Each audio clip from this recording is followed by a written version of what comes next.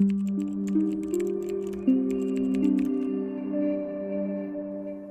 the facade of innocence, some women have committed unthinkable crimes, exploiting society's blind spots to evade justice.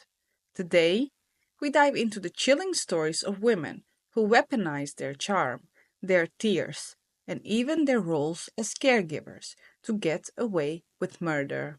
These aren't just true crime cases, they're masterclasses in manipulation. Let's uncover the truth if you dare.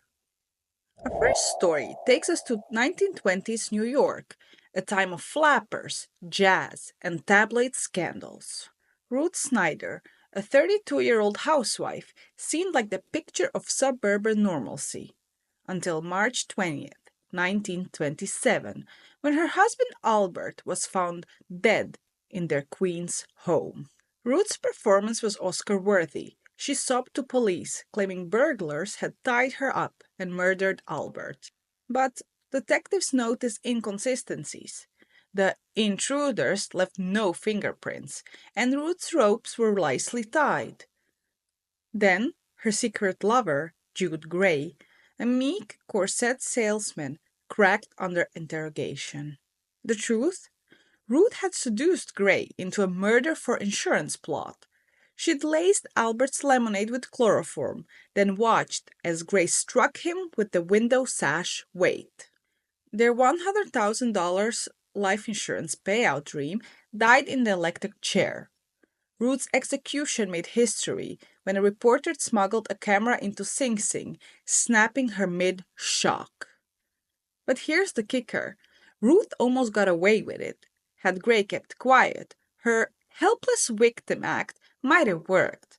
Instead, she became the first woman executed in New York since 1899. Fast forward to 1970s Michigan, where Carol Ann Clare, a 29-year-old mother of three, played a grieving widow to perfection. Her husband, an Air Force sergeant, Richard Clare, collapsed at home on October 25, 1974. Doctors blamed a heart attack until a toxicology report revealed lethal levels of arsenic. Carol Ann's act was flawless. She hosted a tearful press conference, clutching her children, pleading, "I loved my husband. I'd never hurt him." But detectives dug deeper. They found she'd taken out a $50,000 life insurance policy and had a secret boyfriend. The smoking gun? A receipt for an ant poison purchased days before Richard's death. At trial, her own son testified she'd make special chocolate milk for his dad. And in 1977, Carol Ann was convicted of murder. But here's the twist: she'd poisoned Richard twice before, using smaller doses to mimic illness. For years, doctors dismissed his symptoms as stress. Why? Because Carol Ann seemed too devoted to be a killer. Now, let's travel to 1990s, New Orleans, where Antoinette Frank, a 23-year-old police officer, turned her badge into a weapon. On the 4th of March, 1995, Frank entered a Vietnamese restaurant she'd previously patrolled.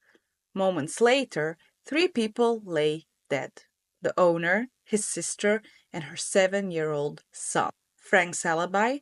She claimed an unknown assailant did it, but survivors identified her and her partner, who'd lent her his patrol car. Frank's motive? Robbery. She stole $1,200 to fund a shopping spree. But here's what's chilling: Frank exploited her uniform to gain trust. She'd checked in on the restaurants weeks prior, disarming suspicion. At trial, she smirked, even asking survivors, "Did I do that?" Convicted and sentenced to death, Frank remains on death row. Yet, for years, her badge shielded her, proof that authority can be the ultimate disguise. Next, meet Jill Coit, a name that redefines cold calculation. In 1997, Coit shot her husband, Stephen, in their Indiana home. Her story? A home invasion gone wrong. But Detectives noticed the intruder left no trace, except a diary in Jill's handwriting. Page after page detailed her plan. Stephen must die. I'll make it look like self-defense. She'd even staged a 911 call, sobbing about a masked gunman. But forensics exposed her. Gunpowder residue on her hands and a life insurance policy worth $300,000. The darkest twist? Jill tried framing her teenage daughter, claiming the girl had violent tendencies. The police nearly fell for it until the diary surfaced. Coy's sentence? 60 years. A stark reminder when motherhood becomes a mask, even family isn't safe. Now, let's enter the twisted world of Dorotea Puente, Sacramento's death house landlady. Between 1986 and 1988, Puente, a sweet 59-year-old grandmother, rented rooms to elderly tenants and poisoned them with drug-laced cocktails. Her MO? Forged social security checks after burying bodies in her garden. When cops finally raided her home, they found 7 corpses. Puente played the confused old lady. I just wanted to help them, but one tenant survived, testifying she'd been drugged. Puente died in prison in 2011, but questions linger. How many more victims? Experts suspect up to 25. Her case exposes a haunting truth. Society's dismissal of elderly women as harmless can have deadly consequences.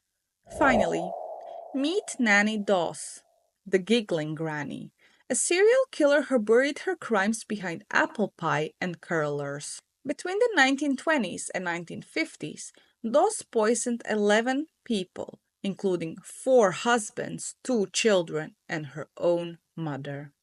Her weapon? Arsenic laced coffee. Her motive? Life insurance and boredom. Doss once quipped, I was just looking for the perfect man.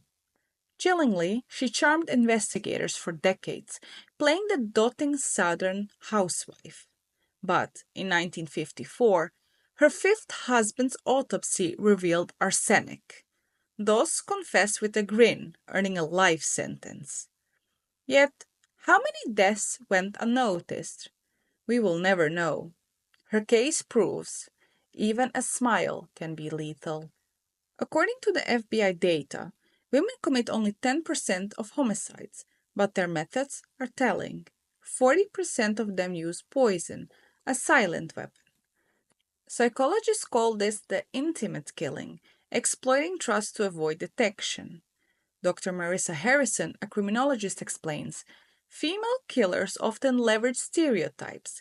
They're seen as nurturers, not narcissists, that invisibility is their greatest weapon. But why do they kill? Motives range from financial gain to sheer thrill. Yet, the common thread is manipulation of systems, of biases, and of human empathy. If this video chilled you, share your thoughts below. And don't forget to subscribe. The next Twisted Tale is just a click away.